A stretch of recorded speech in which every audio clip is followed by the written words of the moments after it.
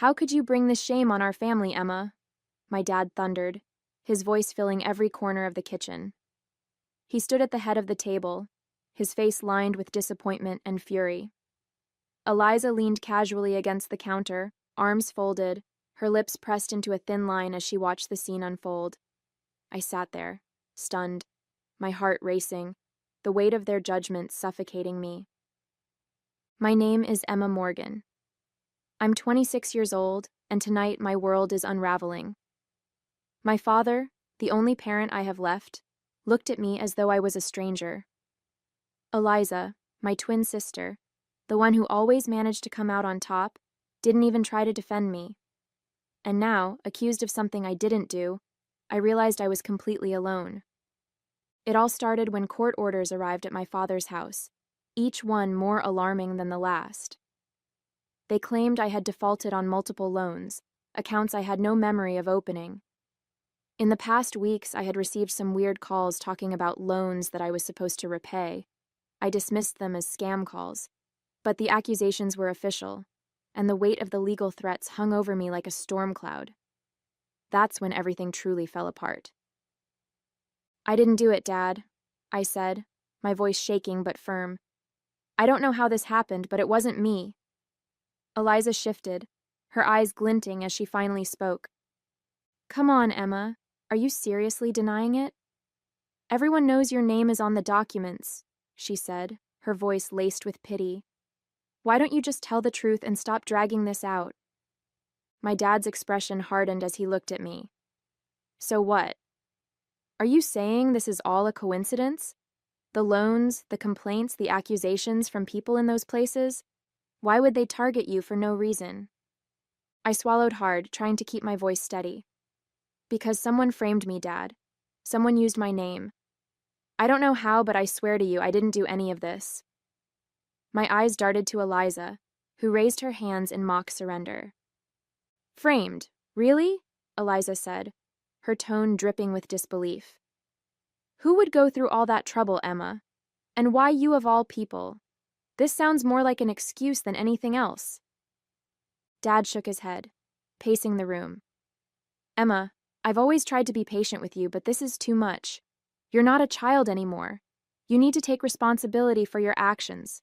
Until you can, you're not welcome here. The words hit me like a slap, and I felt the ground beneath me shift.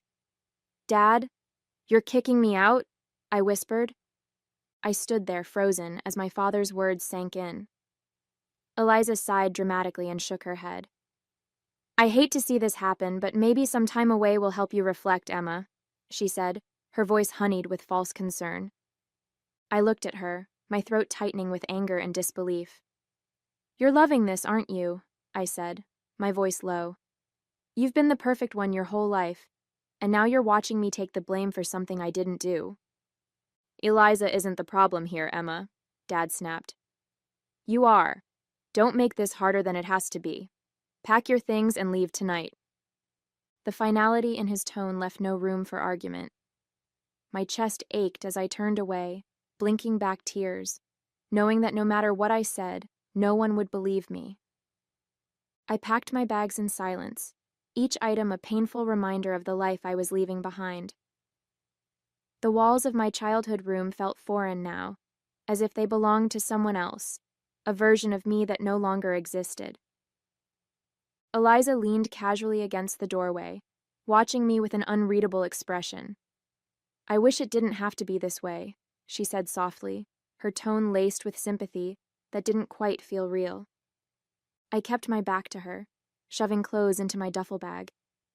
Yeah, me too, I muttered, my voice heavy with defeat. It's just... Everything looks so bad right now, Emma. Maybe some time away will help you figure out how this happened, she added. I froze for a moment, gripping the edge of the dresser. I didn't do this, I said quietly. I don't know how or why it's happening, but I didn't do it. Eliza sighed, stepping back into the hall. I hope you figure it out for your sake. Really, I do. Her words echoed in my mind as I zipped up my bag and walked out of the room, unable to shake the feeling that something wasn't adding up. But for now, all I could do was leave. The night air was cold and sharp as I stepped outside, my duffel slung over one shoulder. The house behind me, once a place of warmth and memories, now loomed like a shadow, filled with accusations and betrayal. I paused at the edge of the driveway, glancing back at the window where the light still glowed faintly. Dad hadn't even come out to see me leave. He'd made his decision and didn't care to look back. Eliza's voice echoed in my head. I hope you figure it out for your sake. Her words felt hollow, yet they clung to me like a thorn. How had things gotten so twisted? Why was everything pointing to me when I hadn't done anything wrong? As I walked down the street clutching the strap of my bag, I told myself one thing. I might not have answers now, but I wouldn't stop until I found them. Something didn't add up, and I was going to figure it out, even if no one believed me. The bus station was nearly empty when I arrived, the flickering fluorescent lights casting long shadows across the tiled floor.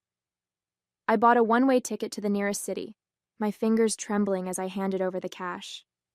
The clerk barely looked at me, sliding the ticket across the counter without a word. I found a seat in the corner, away from the few scattered passengers.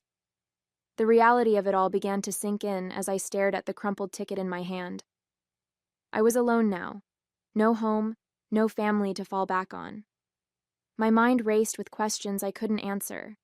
How could everything fall apart so quickly? Who would go to such lengths to frame me? And why? The engine of an approaching bus rumbled in the distance, pulling me from my thoughts. As the vehicle rolled to a stop, I tightened my grip on my bag and stood.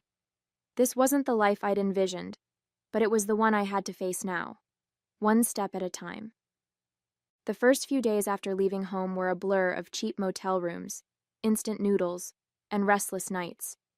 I was barely holding it together, my mind spinning with everything I'd lost. But staying in bed and wallowing wasn't going to solve anything. I needed to survive, and that meant finding a job, any job. I landed a position at a small clothing store downtown. It wasn't glamorous, but it was something to keep me busy and bring in a paycheck. My coworker, Mia, was a few years older than me, with bright red hair and a no-nonsense attitude. She didn't pry, but she had a way of getting me to talk without realizing it. One slow afternoon, as we folded shirts near the register, I found myself opening up about what had happened. It's been a nightmare, I admitted, stacking a pile of sweaters. I don't even know how my name got dragged into it. I've never done anything like that in my life. Mia paused, leaning against the counter. That's rough, she said, frowning. You said it was loans and fraud, right? Did you ever think, I don't know, maybe someone pretending to be you could have done it? I stopped mid-fold, her words hitting me like a jolt. Pretending to be me? I repeated, the idea foreign but oddly plausible. I mean, I guess it's possible, but who would go to that kind of trouble? She shrugged, tilting her head. I don't know. Is there anyone who looks enough like you to pull it off? Her question hung in the air, heavy with implication. For a moment, I couldn't answer. My mind flickered to the one person who fit that description perfectly. Eliza. But no. Why would she do something like that? Still, the seed of doubt had been planted, and I couldn't shake it. I hesitated, my hands frozen mid-fold. There's my twin sister, I said slowly, the words tasting strange as they left my mouth. We're identical, Eliza. But she would never do something like that. Everyone loves her. Mia raised an eyebrow, leaning her elbows on the counter. A twin? Identical? Emma, come on. If someone's pulling this off, they'd need to look exactly like you. And you're telling me your twin is completely innocent? I shook my head, the idea twisting my stomach. She's always been the perfect one. My dad trusts her completely. Everyone does. There's no way she'd risk all that for something like this. Besides, why would she frame me? Mia gave a short laugh, the kind that wasn't meant to be funny. I don't know, jealousy? Spite? You'd be surprised what people are capable of when they think they won't get caught. I mean, who better to impersonate you than someone who looks just like you? Her words made me uneasy. but they also planted a nagging doubt in my mind. I didn't want to believe it. Couldn't believe it. But the pieces started clicking together in a way I couldn't ignore. What if the person I'd trusted the most had been behind everything all along? That night, I lay awake in my tiny apartment, staring at the cracks on the ceiling. Mia's words echoed in my mind, refusing to let me rest. Who better to impersonate you than someone who looks just like you? Eliza had always been the center of attention, the one who could talk her way out of anything. And me? I was the quiet one, the easy target. But could she really do something so cruel? I pulled out my phone, scrolling through old photos. There we were, Eliza and me, side by side, practically mirror images. I remembered how she used to joke about how easy it would be to trick people. Back then it seemed harmless, just her being playful. But now, it felt like those jokes were hiding something darker. As much as I didn't want to admit it, a part of me couldn't shake the possibility. If it was Eliza, she'd gone to great lengths to make sure I took the fall. And if that was true, I needed proof. I couldn't confront her or anyone else without evidence. This wasn't just about clearing my name anymore. It was about finding the truth, no matter how much it hurt. The next morning, I made a decision. I wouldn't call my dad or Eliza, not yet.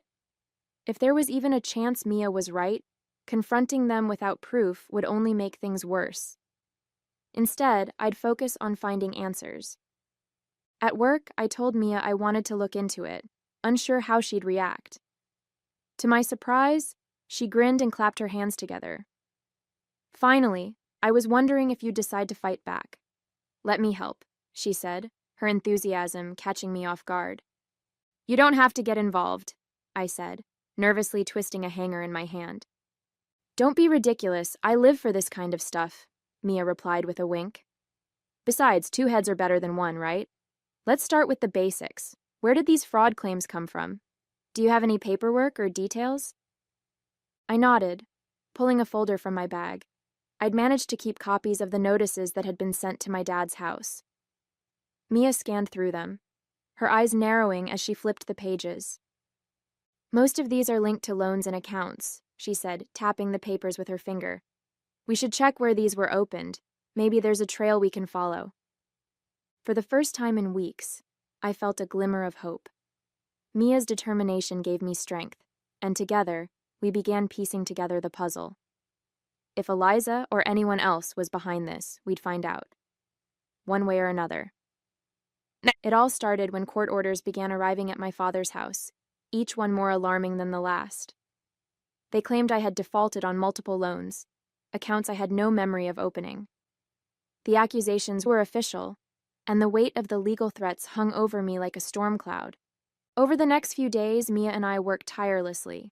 During our lunch breaks and after shifts, we sat at her tiny kitchen table, combing through the paperwork and trying to track the accounts. She had a knack for details, noticing things I'd overlooked, like slight variations in handwriting and the locations where the accounts were opened. Look at this, she said one afternoon, sliding a document toward me. The signature here doesn't match yours exactly. It's close, but not identical. And all of these accounts? They were opened in the next city over. I stared at the paper, my heart pounding. Eliza was in that city a couple of years ago. She said it was for a volunteer project. I paused, the words catching in my throat. Do you think... Mia leaned back in her chair, her expression serious. It's starting to look like someone used your name while they were there. And if she was the one spending time in that city, well... She let the sentence hang, the implication heavy. I swallowed hard. I don't want to jump to conclusions, but it's starting to feel like all the roads lead to her. Mia nodded. We'll need more.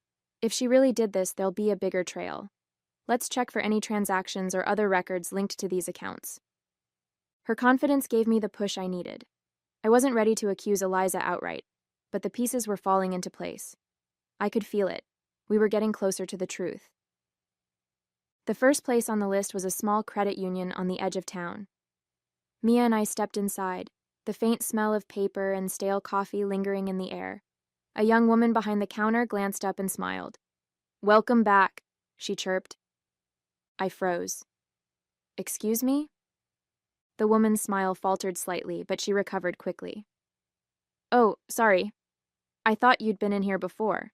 You look so familiar." Mia shot me a quick look but said nothing. I forced a smile and approached the counter. "Actually, I'm here about a loan that was opened in my name. I need to understand the details."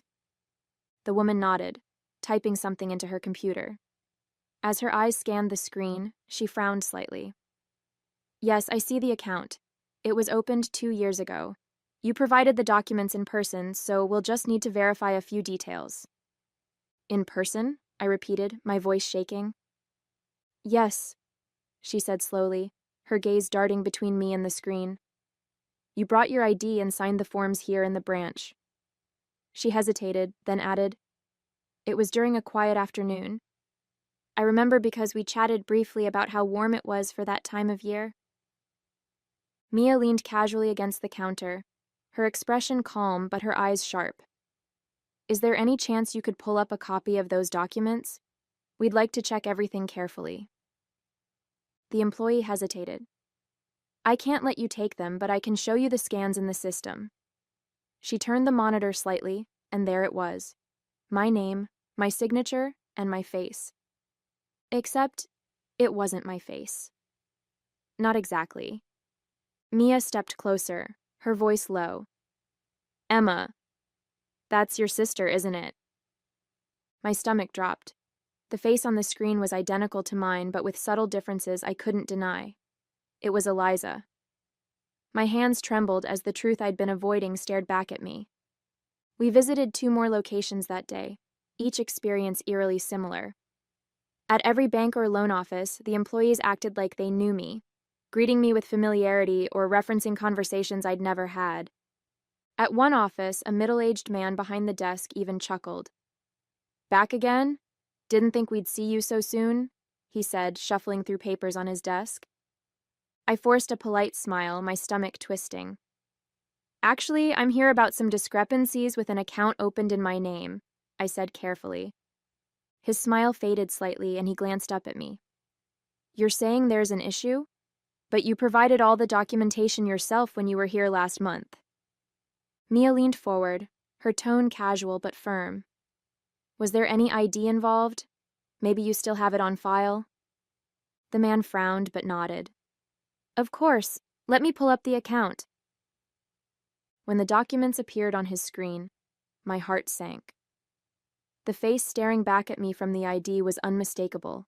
Eliza's face wearing my name. My stomach churned as realization hit me like a freight train. It was Eliza all along. The face on the ID, the signature on the forms, the confident way she'd carried out the scams. It was her. My twin sister, my own flesh and blood, had used our identical looks to steal my name, my identity, and leave me to bear the fallout.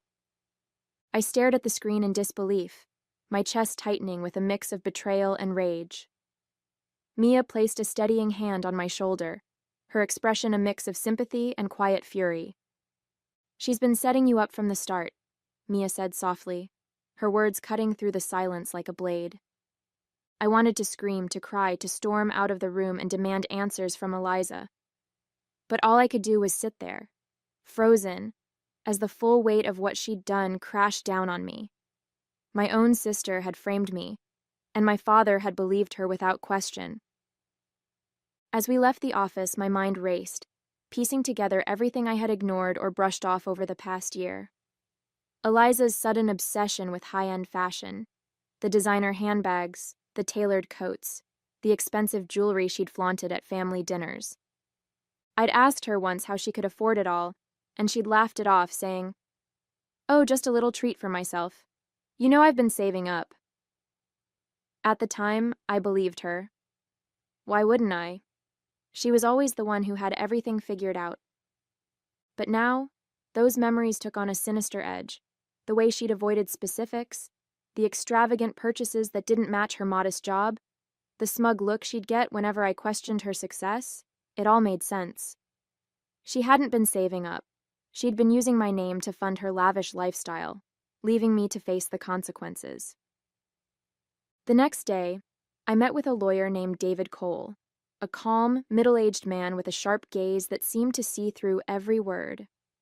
His office was modest but orderly, with files stacked neatly on his desk and a faint scent of coffee lingering in the air. "I've been notified that I defaulted on multiple loans," I explained, my voice steady despite the nerves bubbling under the surface. "I didn't mean for this to happen, but I need to understand the legal implications if I don't pay, or if I do." David leaned back in his chair, clasping his hands.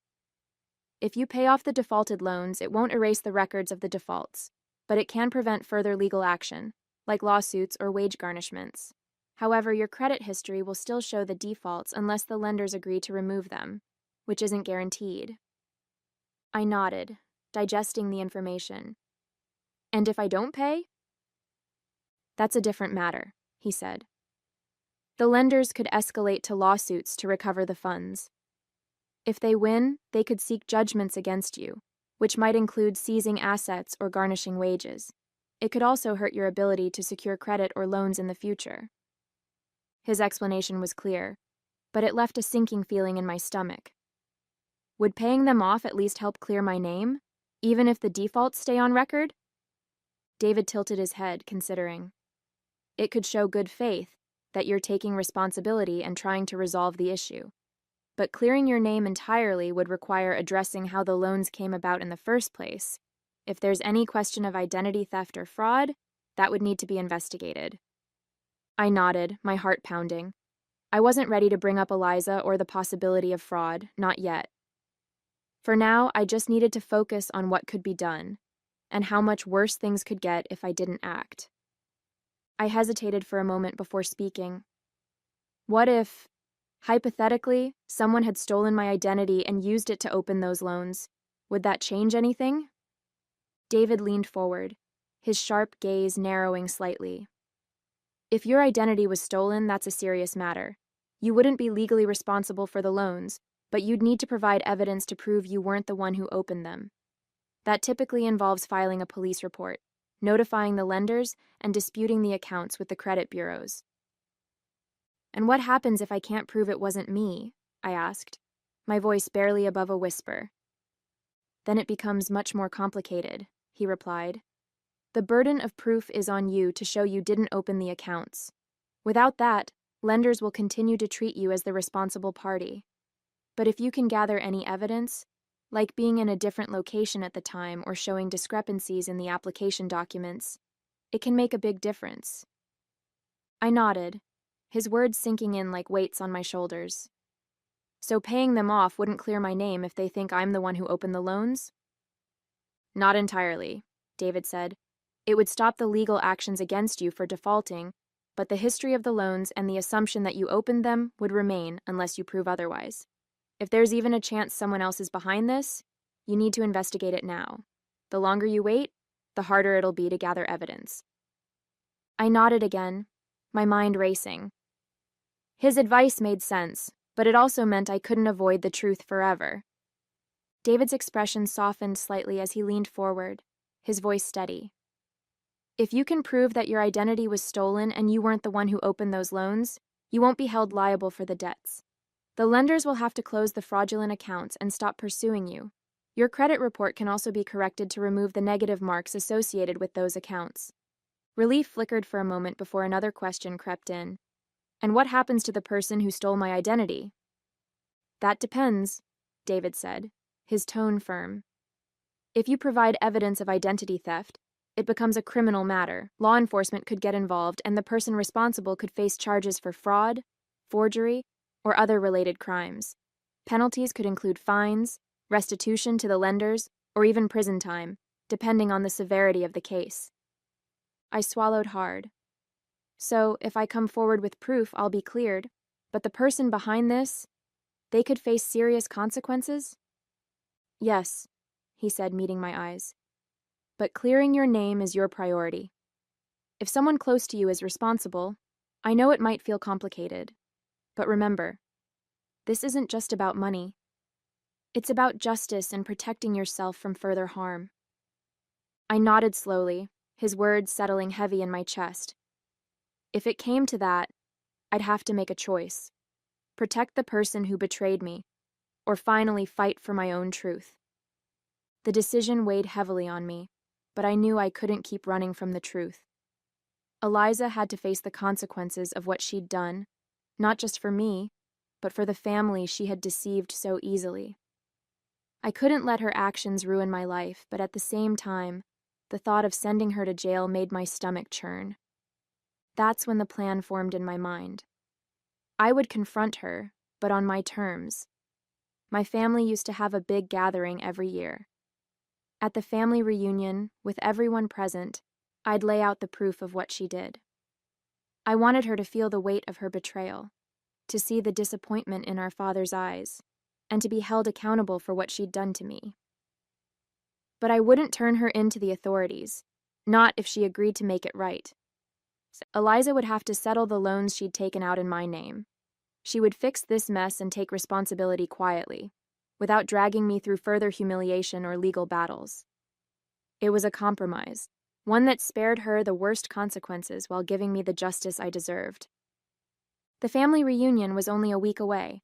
That gave me just enough time to gather everything I needed, every document, every piece of evidence, every fact that would leave no room for her to deny what she'd done. This time, Eliza wouldn't talk her way out of it. She would face the truth, and so would everyone else. The days leading up to the reunion felt like a blur. Every spare moment was spent combing through the evidence I had gathered, photos of the forged documents, bank statements, and even the recordings of the bank employees who had unwittingly confirmed Eliza's actions. Each piece fit together like a puzzle, building an undeniable case against her. Mia was by my side through it all, her relentless energy keeping me focused when the weight of it all threatened to crush me. "You've got this, Emma," she said as I packed the files into a neat folder the night before the reunion. "Just stick to the plan. Don't let her twist this around." I nodded, my hands trembling slightly as I zipped the folder shut. "She's been doing this for so long, Mia. What if no one believes me?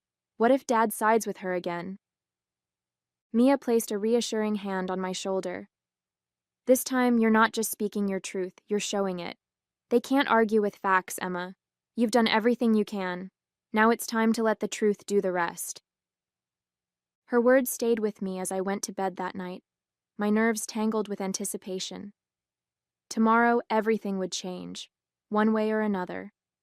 The moment I stepped through the door, a wave of cold stares hit me like a slap to the face. Conversations halted mid-sentence, heads turned, and I felt the weight of 50 pairs of judgmental eyes boring into me. My heart pounded, but I straightened my shoulders and walked further into the room, refusing to let their disgust break me. Whispers followed me as I passed. "Can you believe she had the nerve to show up? After everything she's done? Unbelievable." I heard she's being taken to court. The room was packed, with relatives I hadn't seen in years filling the space. My dad stood near the fireplace, talking to Uncle Richard, but when he saw me, his face darkened. Eliza, ever the actress, stood near the buffet table, surrounded by a group of cousins who hung on her every word. She glanced at me, her eyes narrowing slightly, but her expression quickly shifted into one of practiced pity.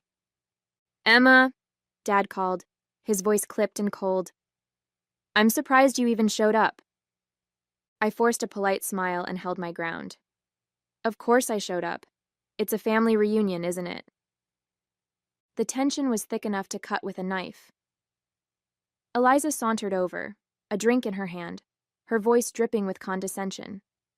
"It's brave of you to come here after everything that's been going on," she said sweetly. "I know things have been difficult for you lately."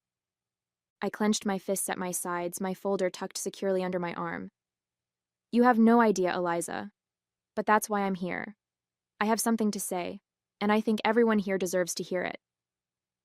The room went silent as her smirk faltered slightly, replaced by a flicker of unease.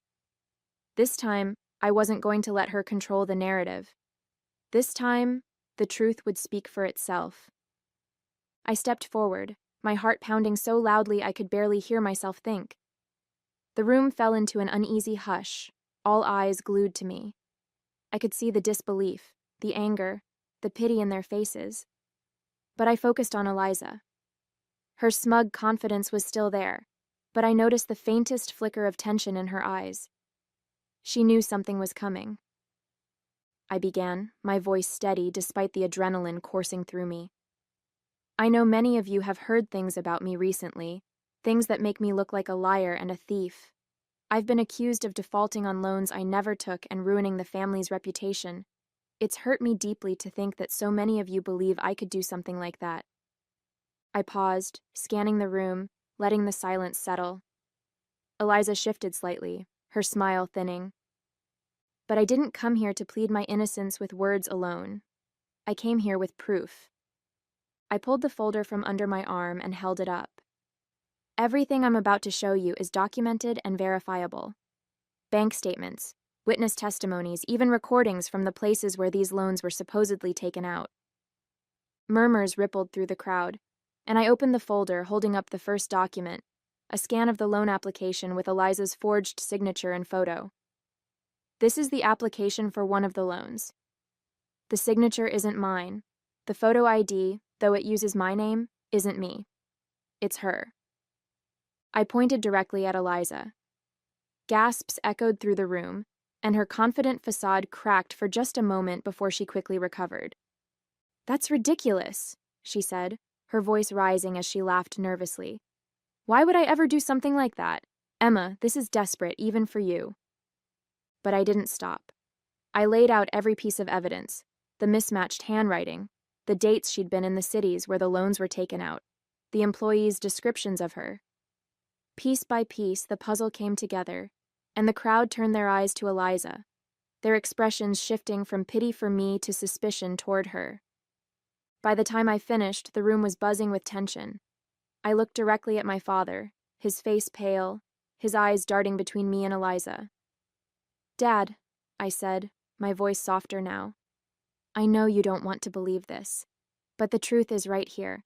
She used my name, my identity, to fund her lifestyle, and I've been left to pick up the pieces." Eliza stepped forward, her voice shrill. "This is insane. She's lying, trying to turn everyone against me because she's jealous. You all know she's always been jealous of me." But the weight of the evidence spoke louder than her words, and for the first time, I saw doubt flicker in the eyes of those who had always believed her.